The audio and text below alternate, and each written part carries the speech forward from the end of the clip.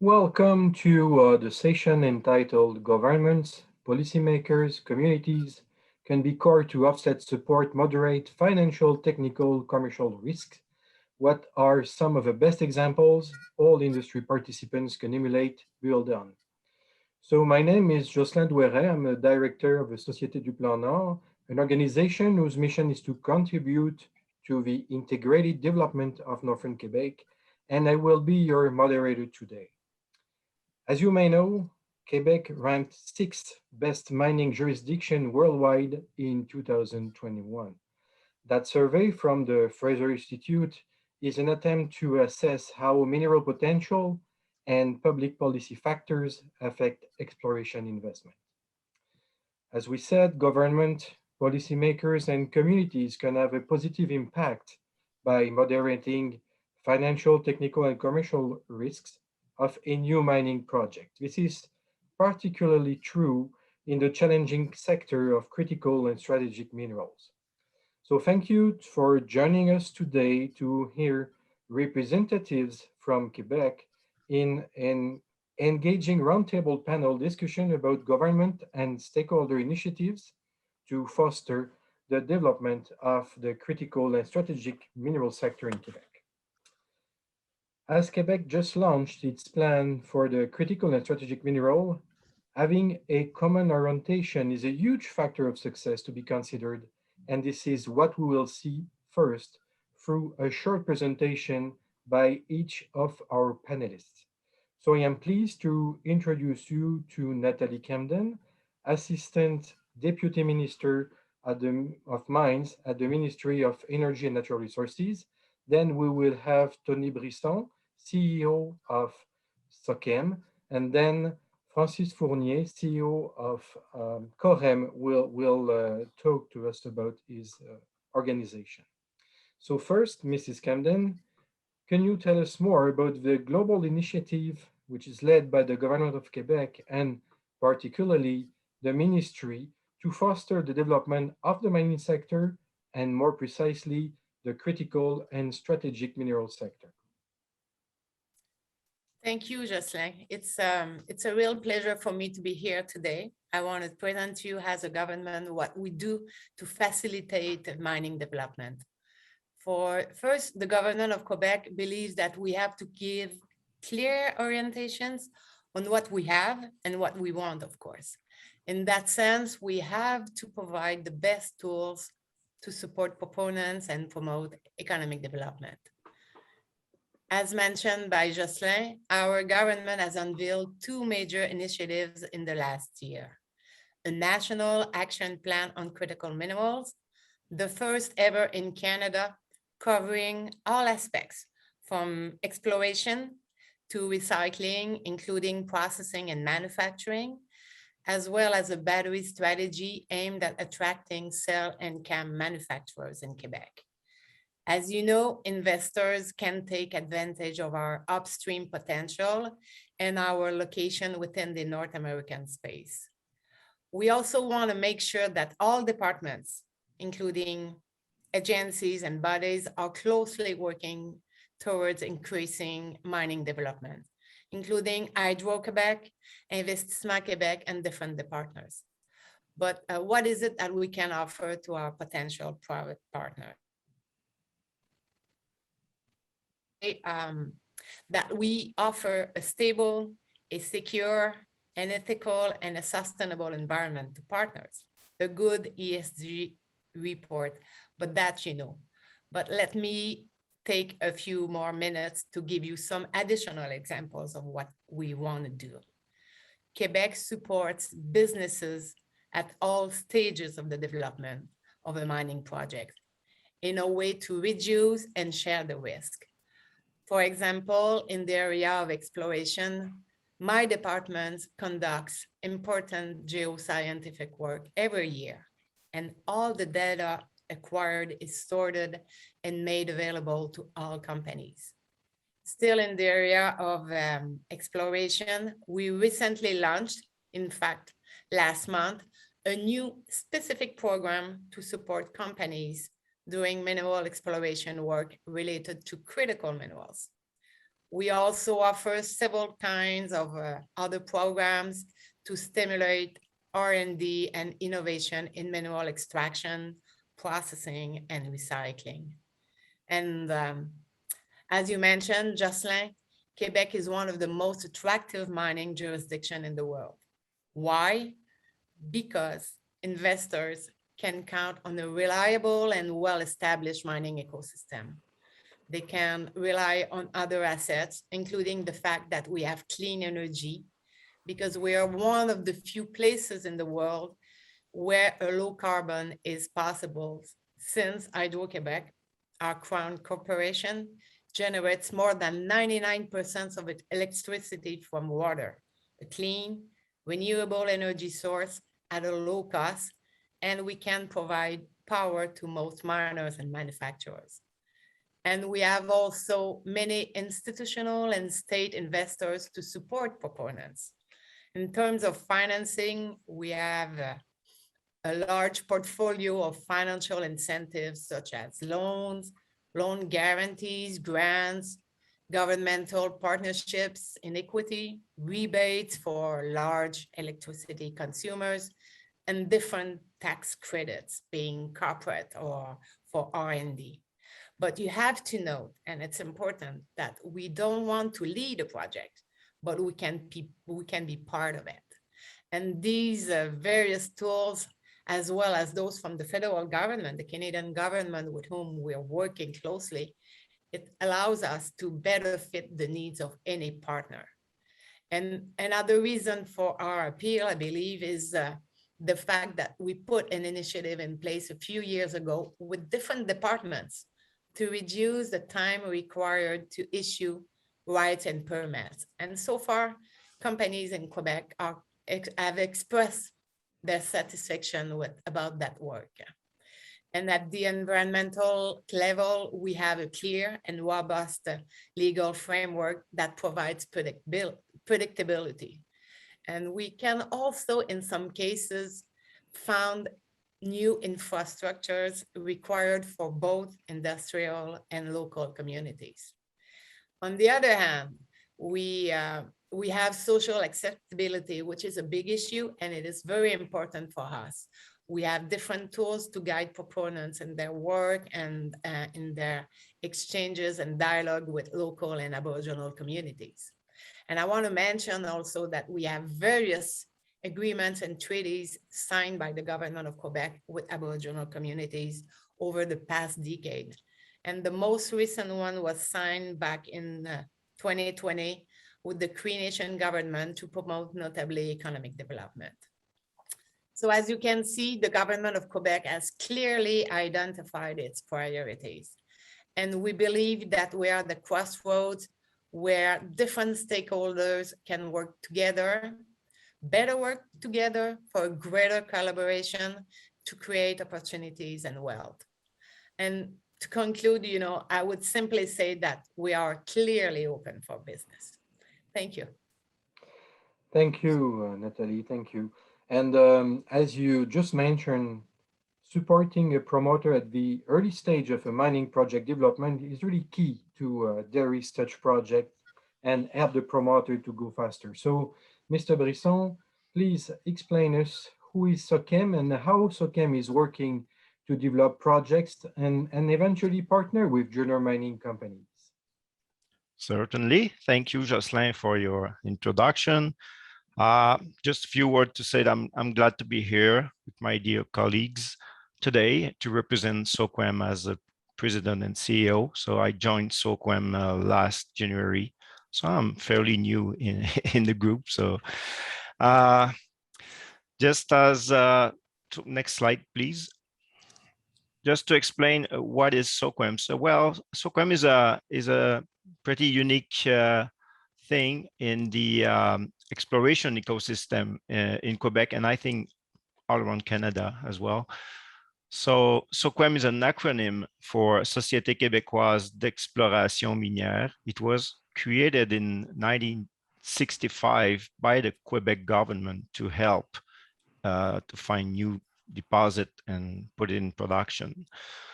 So SOKUM mission is to explore, discover, and develop the mineral potential of Quebec. For decades, SOKUM has been a catalyst for exploration and development of mining projects. SOKUM is fully funded by Investissement Québec, which is an economic development arm of the Quebec government. Considering this financial structure, SOKUM is definitely less sensitive to market and metal prices fluctuation, creating a sustainable exploration process. SOKUM activities cover all aspects of exploration, including project generation, drilling, grassroots to delineation, drilling, resource estimate, and pre-economic assessment. SOKUM head office is located in Val-d'Or, and we have also a field office located in Chibougamau. Actually, SOKUM team include 23 employees, including 15 geologists. So in a few words, actually, SOKUM is a mineral exploration company. We're not an investment fund. We own 60 properties across Quebec territory, and we are managing exploration programs from, as I said, grassroots to pre-economic assessment. SOKUM portfolio include multiple commodities and elements, including as well CSM. I would say that probably 60 to 70% of our portfolio is constituted by CSM or base metals. We also have multiple projects in partnership with other companies, which is a strong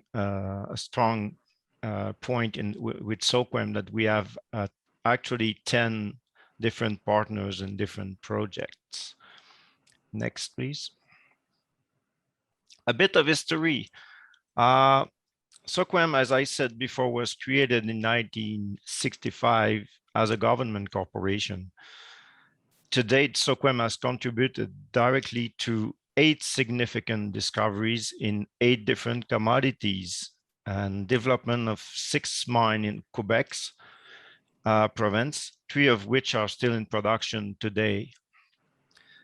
Since the beginning, SOKUM has participated in more than 350 exploration projects and contributed to major discoveries of gold, diamonds, lithium, and other CSM minerals as well.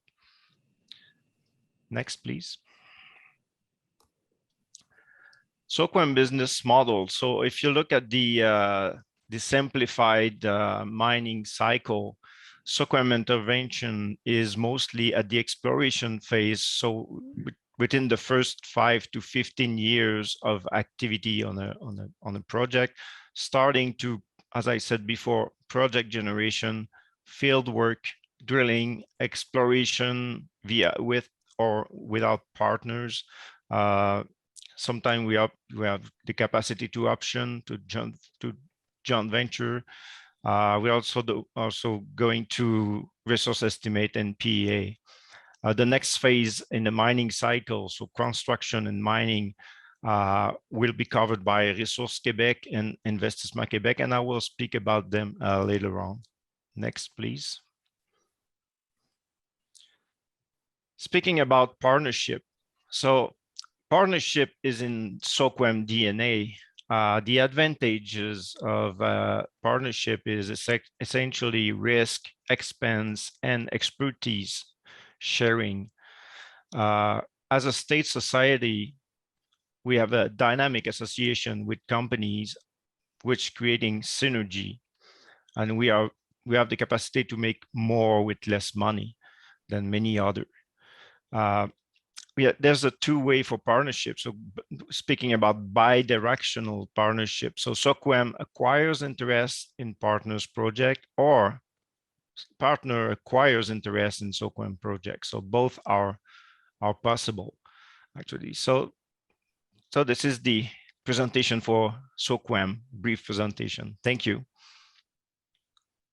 Well, thank you, Tony. So as we all know, in the critical and strategic mineral sector, having a proven mining production process is crucial in the development of a new project. So Mr. Fournier. How is KAREM helping promoters with those specific issues? Well, thank you very much, Jocelyn. I'm very pleased to be part of this roundtable today. Maybe just start with a few words about KAREM. Next slide, please. Yeah. So basically, KAREM is a private organization, but a non-profit organization dedicated in mineral processing. Our mission is to develop and create innovative solutions for the mining sector in working closely with our members, customers, and also our partners. And partners, we have both government partners and also research and innovation partners. Roughly, we have an annual budget between 20 and 22 Canadian million dollars, where the industry is very important. And as I mentioned earlier, the funding that we get from government, it's a real partnership that we have with the Quebec government, especially, and with also the federal government. Next slide. Annually, we conduct roughly 250 innovation projects. In the bottom, you can see the list of our members that they contribute to our pre-competitive research and innovation program. But we do work with different companies all around the world on a contractual basis to help them to develop their project, to develop new processes and new technologies. In fact, we are based in Quebec City, so we have a strong presence in Quebec and in Eastern Canada. But as you can see, we have a project almost everywhere. Next slide. Regarding the critical and strategic minerals, let's say the main challenges that we are addressing at KAREM, it's clear everything that we do, it's always in order to improve the competitiveness of the different projects, but without compromising the environmental impact. So it means everything that we can do to reduce the water consumption, the energy consumption, it's part of our priorities. Also, we work with the different junior companies and also operating companies to reduce the GHG emission through the implementation and the development of clean technologies, as well with the strategic and critical mineral sector. We help them to, let's say, to implement or to provide products to the other sectors like the transport electrification or digital transformation or materials for batteries and productions. And we do that through really de-risking technologies. Even if it's a new technology or an existing technology is very important. The de-risking phase is very important. And we do that for incremental innovation, transformative and disruptive innovation too.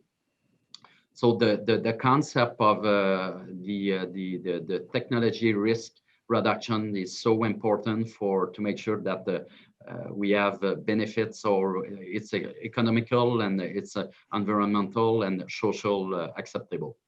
Next slide. Few example why in fact in Quebec we have let's say a unique approach, some case success factors. So first of all, we have a strong research and innovation ecosystem. And it starts with the academia, where the knowledge development and the training of HQPs is very important. We have strong research and technologies organization, yes, like KAREM, but also CONSOREM that is dedicated in exploration, but also other organizations. On the right, it's only a few examples. We have at least probably 12 and 15 organizations that support the mining sector and the development. The private sector is really present, so the equipment suppliers and solution providers that provide also innovative solution. And one thing that Ms. Camden mentioned, innovations funding programs. The strategic and the critical and strategic mineral plan that the Quebec government launched as an innovation component, and that helps to, let's say, de-risk the different projects that we work on. We have a world-class expertise and infrastructures. The de-risking at all development stage is very important. Being able to work at the lab, pilot plant, and demonstration plant level help to, let's say, develop and deploy innovation in the industry. Next slide. To conclude, we have a real collaborative approach within the industry. So at KAREM, our pre-competitive research program, it's a place where the industry share the needs, their needs, share the risk associated and also the resources, but they can have access to the results. And a partnership approach within the innovation ecosystem. We do everything to optimize the use of our resource infrastructures and expertise, build multidisciplinary team. In fact, we want to make sure that we avoid duplication in order to accelerate the development and the deployment of the innovation. Thank you. Thank you, Francis. So now that we have seen the main principles of action of the Ministry of Energy and Natural Resources, as well as SOKUM and KAREM, let's see how that could be operational in a specific case of a rare earth element project or lithium project, for example. So, Mr. Brisson, in such cases, a particular rare earth element project or lithium project, how SOKUM could have helped to reduce the financial risk of a junior mining company at the exploration level? And do you have some examples to tell us about? Certainly, Jocelyn. Let's take an example of a partnership between SOKUM and a public company. There's many advantages and synergy possible to lower the risk. Yes, indeed, financial de-risking is a major point considering SOKUM access to financing and our capacity to execute exploration work. Also, SOKUM can bring expertise and knowledge regarding territories, communities, legislation, and permitting. We have also a strong reputation and an extensive network of Quebec-based contractors and service providers. And finally, and nonetheless, we have a strong team of geologists who can support any type of exploration work. Well, thank you. Earlier in your presentation, you said that SOKUM is a sister company of Ressources Québec. What is the role of that organization in the development of a project? Good question, Jocelyn. Thank you. Ressources Québec field of intervention start at the pre-feasibility and feasibility stage of a project to the construction decision. Like SOKUM, Ressources Québec is also a division of Investissement Québec, which is an economic development arm of the Quebec government. Speaking about HiQ, we can take the lead for the mine construction and the production itself. So within this advanced project, IQ can provide an array of financing and investment tools to assist companies and project developers in realizing their goals. Some of these tools can be, for example, equity investment and various forms of debt financing. Oh, excellent. Well, thank you. Mr. Fournier, you told us about the technical expertise of KAREM. What experience or example can you tell us about where KAREM reduced the technical risk of a rare earth project or a lithium project? So we have every year many, let's say, many projects, many experiences or example about how we can reduce the technical risk. But I think, first of all, it's important to mention that every project that we conduct, we have always a strong industry involvement. So the industry is part of our development. It's part of what we do. And for us, it's very important to understand the needs of each project, but also to understand the deposit that we have to work with. The other thing, an important thing to mention, as I said in my introduction, the capacity to do the scale up. It's fine to work at the lab level because you can develop a process that with a few kilograms it works, but when it's time to test the process with tons and tons, it's very important to be able to do the scale up of the process and the different technologies. And that's something at KAREM that we have the capacity and we do. Because sometimes it can work at the lab level, but you have when you go to the pilot plant level, you have to go back to the lab to revalidate or to review the process. Finally, another example, and it's something that we are developing with the support of the Quebec government. We are putting in place a collaborative approach with the rare earth elements industry. So basically, we bring a few rare earths junior company together around the same table to share, in fact, to share their needs. We will build an R&D program, let's say a generic R&D program that will help to accelerate the development. So instead to develop in parallel different projects, there is some components that they can put together. And KAREM, we are developing, let's say, generic solution that will need to be, let's say, adapted for every project after, but that will help to avoid, let's say, having different companies doing exactly the same work in parallel. So it's the third example that we are putting in place. Thank you. It's a really good example of how to reduce the risk for such projects. Now, globally, Mrs. Camden, how some activities coordinated through the Quebec critical and strategic mineral plan are helping to reduce the risk in such rare earth projects or lithium projects? We have many measures that we put in place, and as you know, Quebec is fortunate to have many critical minerals on our territory. In fact, 22 are on our list, including rare earth elements, graphite and lithium, and many projects in these sectors are on the way. And as I mentioned before, what we want with our plan is to favor the development of these minerals value chain by fixing priorities and working in collaboration. And rare earth elements and lithium are part of those sectors that we want to develop through all kinds of actions. So our first orientation, as I mentioned before, is to increase new scientific knowledge in this field. And to achieve that, we have dedicated 1/3 of the budget allocated to the plan to focus mainly on critical minerals.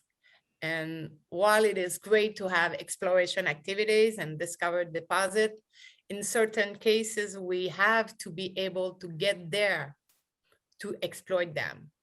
And by improving infrastructures and access corridors to critical minerals is another challenges that we're facing.